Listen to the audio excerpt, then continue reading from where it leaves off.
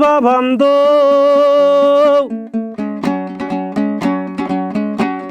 тербеткен боз торғайдай боз даламды, Қасымның жауһар жырын жалғайыншы, тұратын қарықтырып көз жанарды.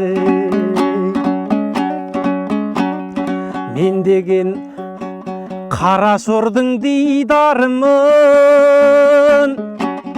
жүректен жарып шыққан иман үнім, Қасымдар талақ қылып тастап кеткен, жалғанның жарты күндік мейманымын.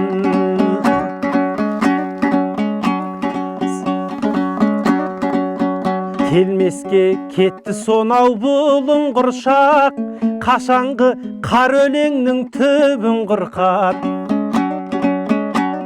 Астында азат күннің алшаң басқан, сен неткен бақыт дедің бүгін ұрпақ.